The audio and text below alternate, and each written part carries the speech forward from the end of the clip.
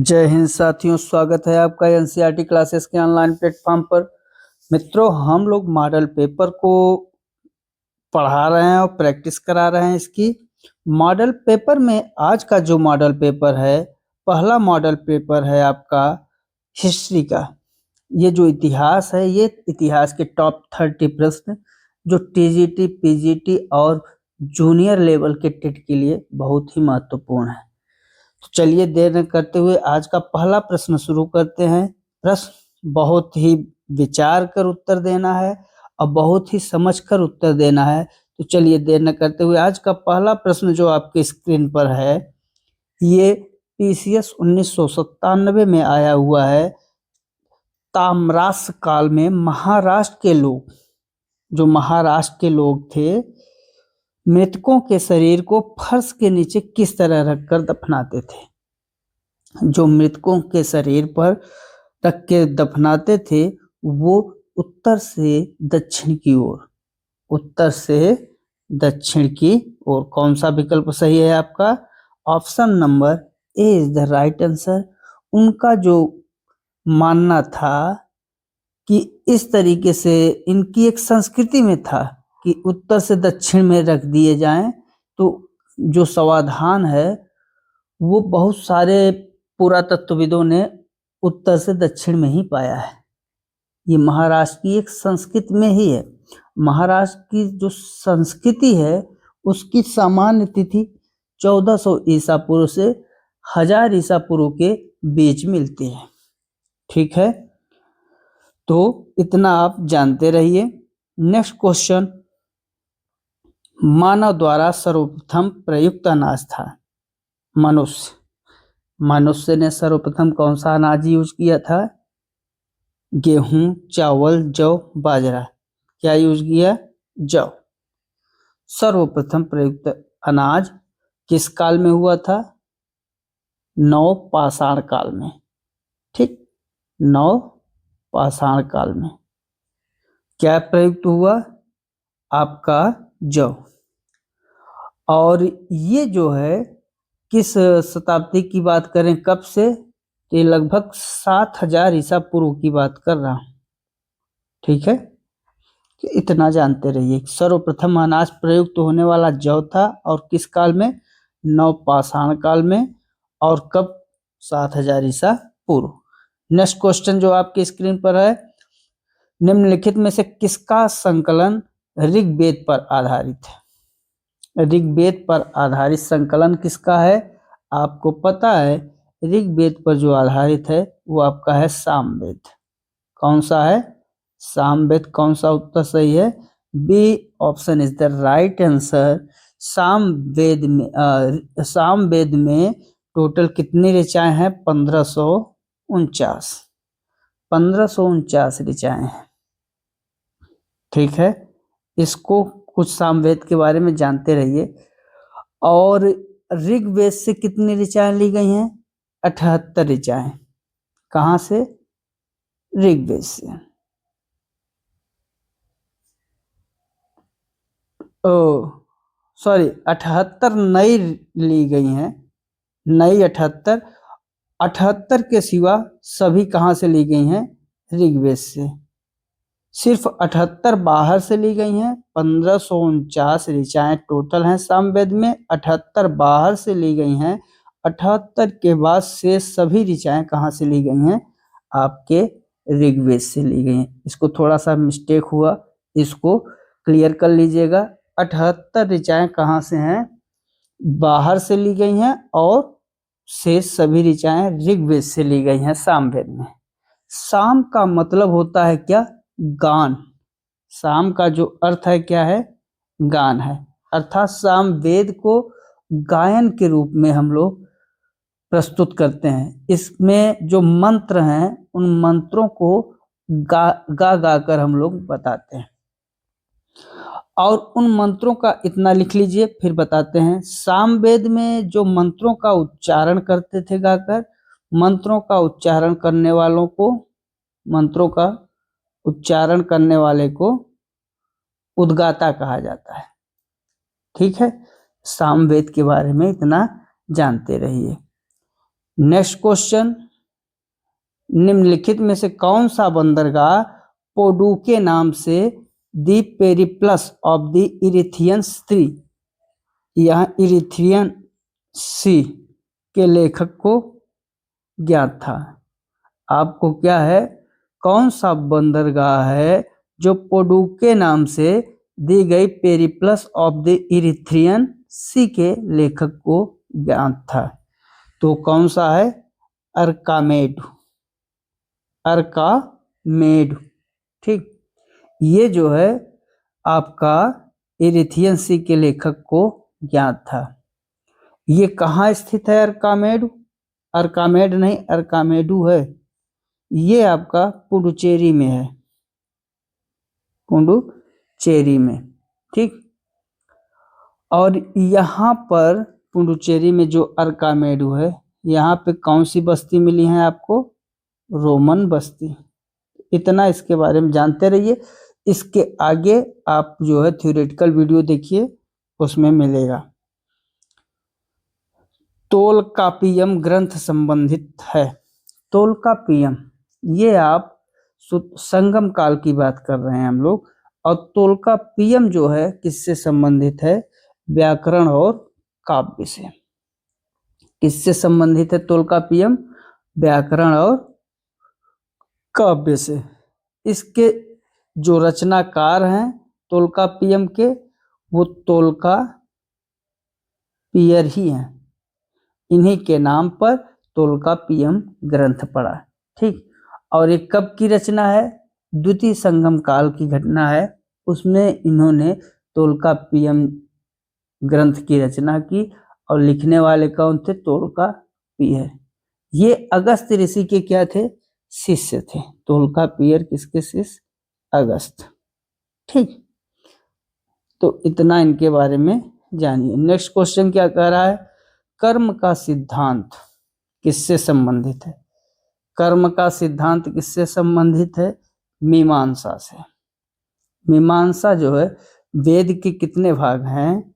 वेद के कितने भाग? 2 भाग। कौन कौन से?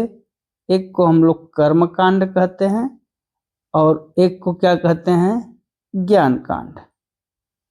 ठीक, तो जो कर्म का सिद्धांत है वो किससे संबंधित है? मीमांसा से। ठीक, नेक्स्ट क्वेश्चन, आपका नेक्स्ट क्वेश्चन कह रहा है निम्नांकित में से कौन सा प्रस्थान त्रयी में सम्मिलित नहीं है? बहुत बढ़िया मित्रों, जो प्रस्थान त्रयी है इसमें शामिल क्या है? उपनिषद, उपनिषद के बाद भगवत गीता और ब्रह्मसूत्र, यही 3 शामिल। क्या नहीं शामिल है? भागवत आपका नहीं शामिल है। और इन्हें वेदांत दर्शन का त्रयी कहा जाता है। किसका? वेदांत दर्शन का त्रयी। ठीक है, इसको जानते रहिएगा। प्रस्थान त्रयी के जो भाष्यकार में शंकराचार्य हैं, उन्होंने इस पर उल्लेख किया है। नेक्स्ट क्वेश्चन, अर्धनारीश्वर मूर्ति में आधा शिव तथा आधी पार्वती प्रतीक हैं। पुरुष और नारी का योग, और देवता और देवी का योग, देव और उसकी शक्ति का योग। तो यहाँ पर अर्धनारीश्वर जो मूर्ति है उसमें देव और उसकी शक्ति का योग, यही विकल्प सही है। ये कल्पना की गई है कि जो शिव और ब्रह्मा जी हैं तो उसमें जो शिव और विष्णु जी हैं तो शिव से शैव धर्म और विष्णु जी से वैष्णव धर्म। ठीक, तो इनका जो गुप्त काल में अर्धनारीश्वर मूर्ति में आधा शिव और आधा जो पार्वती की प्रतीक मूर्ति है उसमें देव और उसकी शक्ति का योग दर्शाया गया है। नेक्स्ट क्वेश्चन क्या कह रहा है? वासुदेव कृष्ण की पूजा सर्वप्रथम किसने प्रारंभ की थी? बताइए। भागवतों ने, वैदिक तमिलों ने, वैदिक आर्यों ने और आभीरों ने। तो किसने? तो आपको पता है वासुदेव कृष्ण की पूजा कहाँ होती? भागवतों में। ठीक, कौन सा उत्तर सही है आपका? Option number A, Vasudev Krishna ji की पूजा कब से शुरू हुई? भागवत धर्म से प्रारंभ हुआ।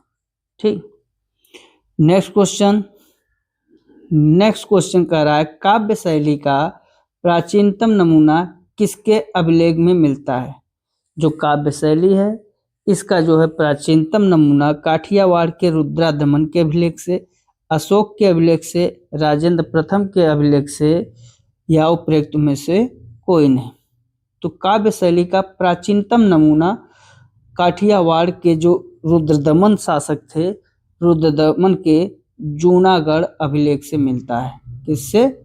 जूनागढ़ अभिलेख से।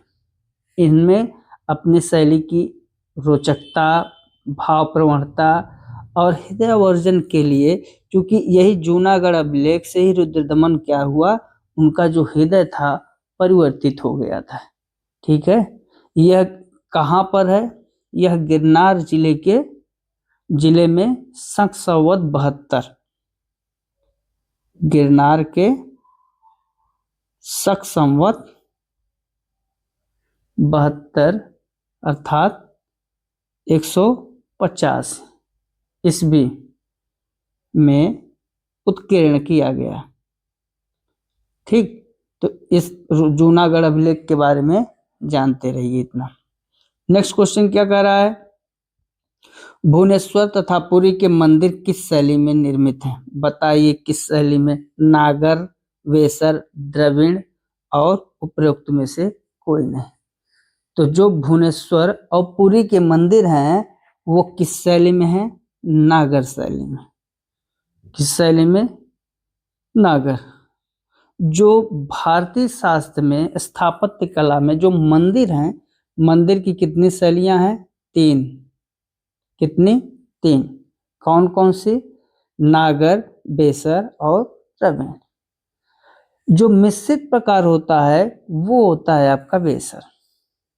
नागर शैली क्या है? छोटे छोटे जो कलाकारी होती है आकृति में, वो नागर में चलता है। चलिए इसके बारे में हम एक अलग से वीडियो बनाएंगे, उसमें आपको बताएंगे। तो यहाँ पर जो भुवनेश्वर था पुरी का, इसको जानते रहिए क्या है? नागर है। नेक्स्ट क्वेश्चन, अलाउद्दीन के दक्षिणी अभियान धन प्राप्ति के अभियान थे। और कारण क्या था? वह दक्षिणी राज्यों को कब्जे में करना चाहता था। अब इसका जो विकल्प है वो देखिए। पहले फिर से पढ़ लीजिए एक बार। अलाउद्दीन के दक्षिणी अभियान धन प्राप्ति के अभियान थे, ये बिल्कुल सही है।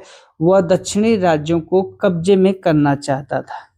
बताइए, तो वो दक्षिणी राज्यों को कब्जे में करना चाहता था, ये भी सही है।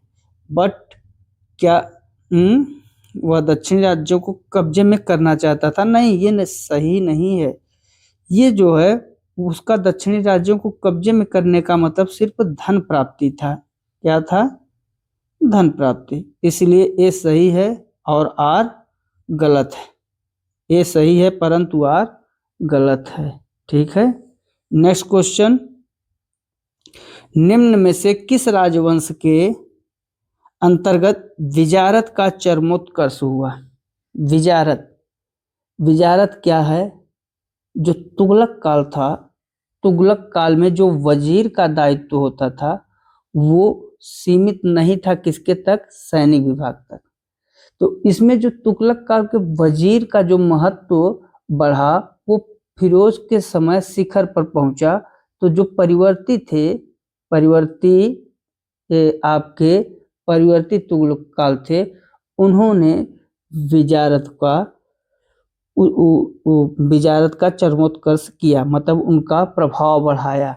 ठीक है, तो इसमें से सबसे जो कौन से राजवंश की बात किया हमने? तुगलक राजवंश।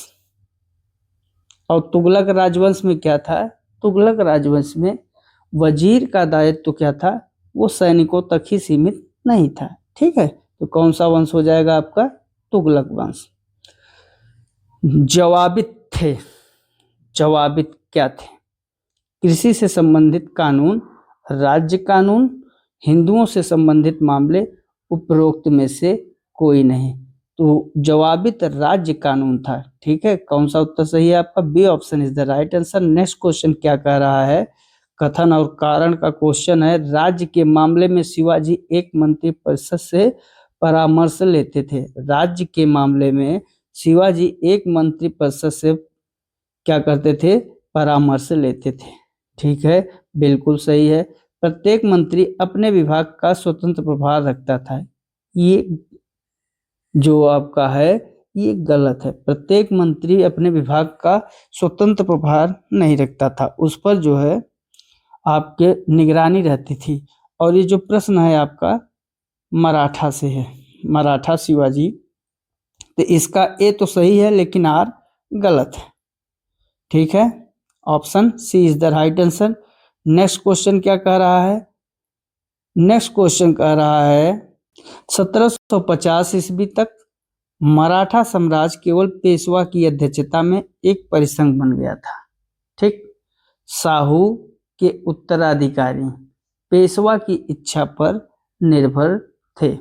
ठीक, इसमें क्या है आपका 1750 ईस्वी तक मराठा साम्राज्य पेशवा की अध्यक्षता में एक परिसंघ बन गया था। बिल्कुल सही है।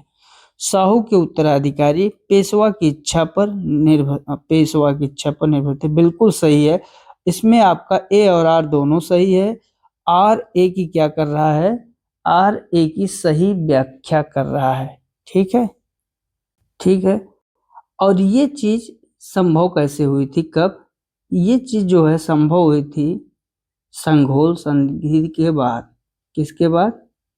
संघोल संधि के बाद। ठीक है, चलिए नेक्स्ट क्वेश्चन। निम्न में से कौन सा चतुराई पूर्ण निष्क्रियता की नीति के साथ जुड़ा हुआ है? बताइए कौन ऐसा है जो चतुराई पूर्ण निष्क्रियता की नीति के साथ जुड़ा हुआ है? तो विलियम बेंटिक नहीं, मेयो नहीं, जॉन लॉरेंस, ये जुड़े हुए हैं। किसके साथ? जॉन लॉरेंस जो है 1863 में भारत का वायसराय बना। कितने? भारत का वायसराय, भारत का वायसराय बना। ठीक है, और इस समय जो है जो युद्ध हुआ था वो भूटान का महत्वपूर्ण युद्ध लड़ा। किसने? जॉन लॉरेंस ने। और इसने क्या कर दिया? 1865 में जो भूटान वाले थे ये ब्रिटिश साम्राज्य पर क्या कर देते हैं? आक्रमण कर देते हैं। और आक्रमण कर देने के बाद युद्ध होता है, और युद्ध में कुछ दिन बाद अफगानिस्तान में इन दोनों पक्षों का क्या होता है? समझौता होता है। ठीक, तो ये जो चतुराई पूर्ण निष्क्रियता की नीति किसके साथ जुड़ा है? ये प्रश्न आए तो लॉरेंस, तो उसे जो समझौता उसने करा वो लॉरेंस ने बड़े चालाकी से किया। ठीक, और जब 1869 में लॉर्ड मेयो भारत का वायसराय बनकर आया तो फिर लॉरेंस की नीति का क्या कर दिया? उसने समर्थन कर दिया। ठीक है, तो आपका कौन सा विकल्प सही होगा? John Lawrence. नेक्स्ट क्वेश्चन कह रहा है रणजीत सिंह किस मिसल से संबंधित थे?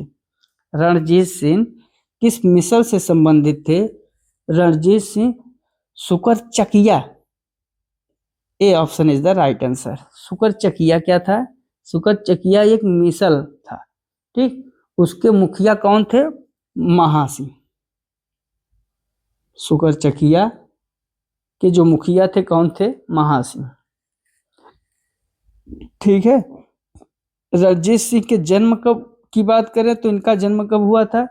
2 नवंबर 1780 को। बस इतना ही याद रखिए।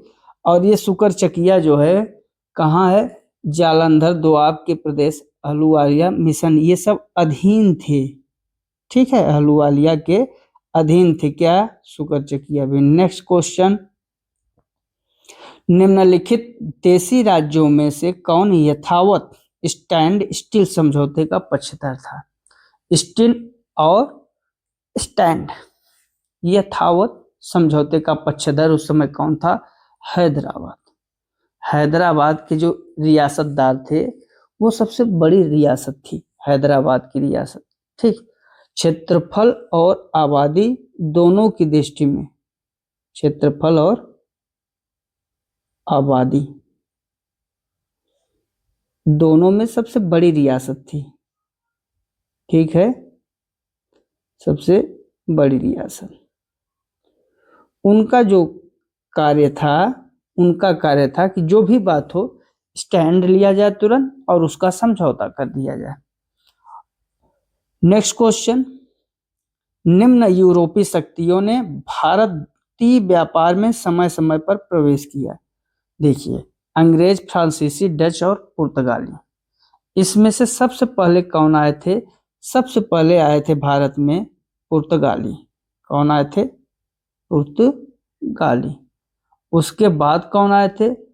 पुर्तगाली के बाद आए थे आपके डच। पुर्तगाली के बाद डच। और डच के बाद कौन आए थे? डच के बाद आए थे आपके अंग्रेज। और अंग्रेज के बाद फ्रांसीसी। ठीक है, तो सबसे पहले पुर्तगाली 4, उसके बाद डच 2, उसके बाद अंग्रेज 1, फिर फ्रांसीसी 3। 4 4 2 1 और 3। ठीक, अब इसमें देख लीजिए 4 2 1 3 कौन सा विकल्प सही है आपका? विकल्प नंबर बी सही उत्तर है। नेक्स्ट क्वेश्चन क्या कह रहा है?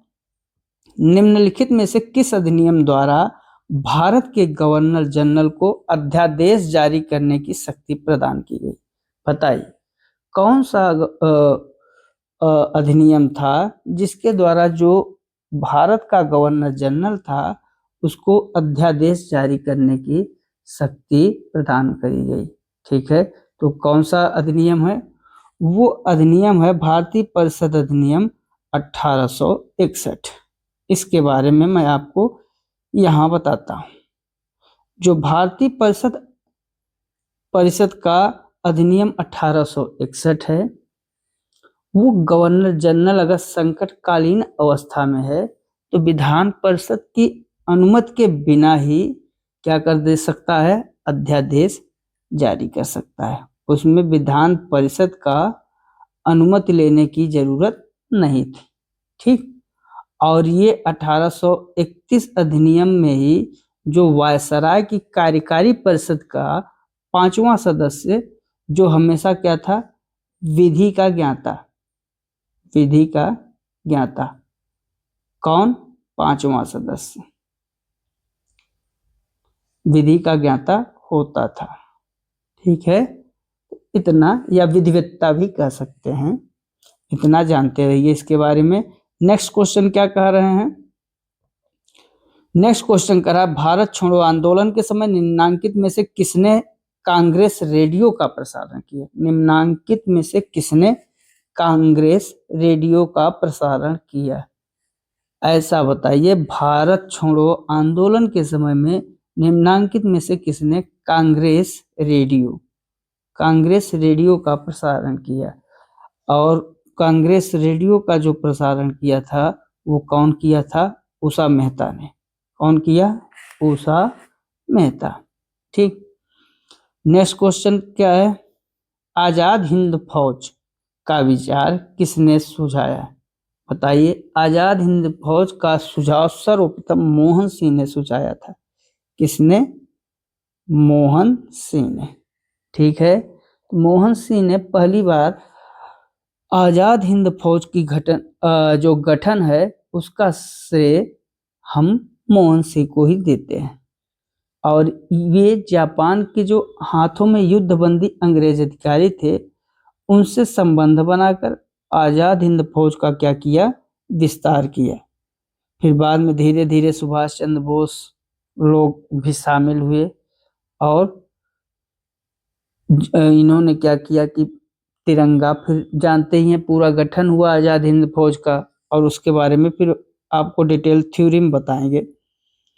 सुभाष चंद्र बोस के त्यागपत्र के बाद भारतीय राष्ट्रीय कांग्रेस का अध्यक्ष कौन हुआ?